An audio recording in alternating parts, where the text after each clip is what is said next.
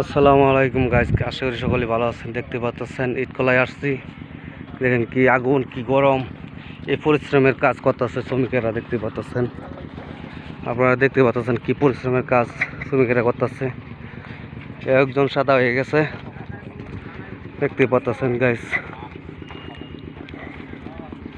আগুনের বাটার মাঝে কাজ করে, দেখেন বাইরে দেখা যায় না, বাইরে বাড়ির জেলে কেউ চিনতো না। দেখতে পাচ্ছেন দেশবাসী, প্রিয় দেশবাসী, দেখেন কি পরিশ্রমের কাজ করে। দিন শেষে 400-500 টাকায় মজুরি পায় এই বাটার মাঝে কাজ করে।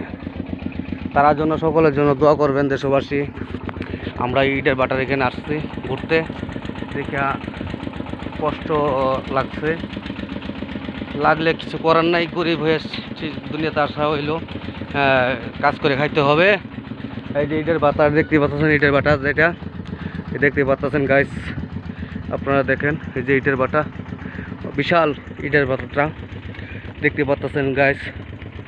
এই যে পাশের নদী, আপনারা দেখেন জায়গাটা দেখতে অনেক সুন্দর, অনেক সুন্দর জায়গাটা, ভালোই লাগে জায়গাটা, মোটামুটি অনেক ভালো। কিন্তু লেবারটি অনেক পরিশ্রমে কাজ করতেছে, পরিশ্রম করতেছে সংসারের জন্য। আপনারা সকলেই দোয়া করবেন তার জন্য, যেন আল্লাহ তাআলা তাকে সুস্থ লাগে, ভালোভাবে কাজ কাম করতে পারে। ইটের ভাটা দেখতে পাচ্ছেন, বিশাল বড় ইটের ভাটা এখানে দেখতে পাচ্ছেন। তো সামনে যাইতেছি, আমাদের লেবাররা কাজ করতেছে এখানে যাব।